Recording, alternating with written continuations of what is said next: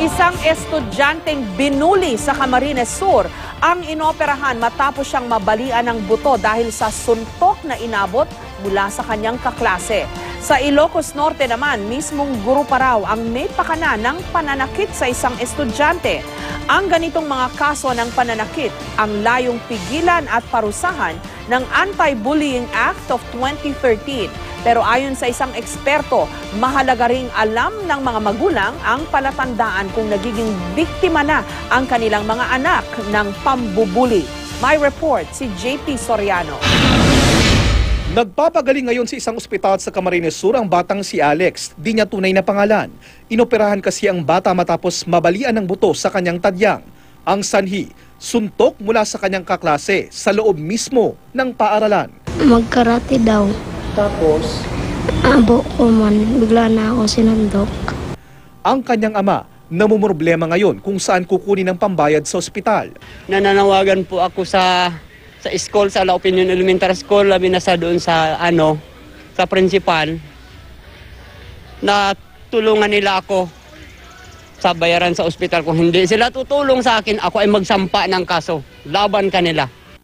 Sa investigasyon ng prinsipal ng paaralan, napag-alamang hindi ito ang unang kaso ng pambubuli umano kay Alex. Sa isang hiwalay na insidente, dati na rin daw nasuntok ang bata. Bullying na itong aki kaya talagang medyo ang behavior niya talagang medyo something na medyo nakakaiba talaga. Pero sa pagkakataong ito, wala raw pagkukulang ang paaralan dahil agad daw inasikaso ng guro ang nasaktang bata. Yaon ang teacher.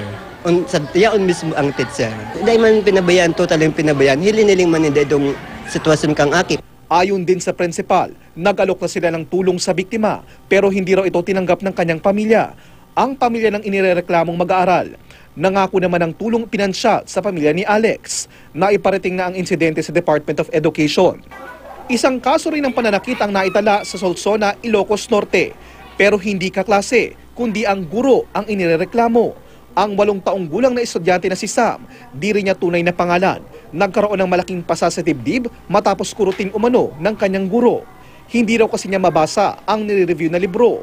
At kami nagdal ka, Edi? Ang kumabasa di science. Tapos? Kinadal na ako. Sabi na sakit? Iniimbestigahan na ng paaralan ang insidente pero ang guro aminado sa kanyang nagawa.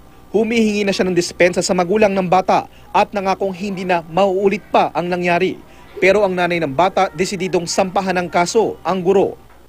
Ang mga ganitong kaso ng pananakit saklaw ng Anti-Bullying Act of 2013. Sa ilalim nito, mariing ipinagbabawal ang ilang uri ng pisikal na pananakit gaya ng panununtok, pagtulak, pananampal at pang-aasar sa estudyante.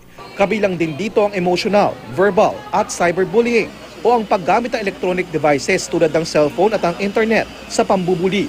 Sa datos ng Department of Education o DepEd, noong nakaraang school year, halos 800 kaso ng bullying ang naitala sa iba't ibang eskwelahan sa buong bansa. Di man direkta nakasaad sa batas, iginiit noon ni Department Secretary Armen Luistro na pwede ring parusahan ng mga gurong mambubuli. Ayon sa isang child psychiatrist, bukod sa paaralan, mahalagang alam ng magulang ang mga palatandaan kung biktima ng pambubuli ang kanilang mga anak. Walang gana kumain. Yung mga dati niyang ginagawa, parang wala na siyang energy gawin. So mga early signs na to na meron ng depression ang bata. JP Soriano, GMA News.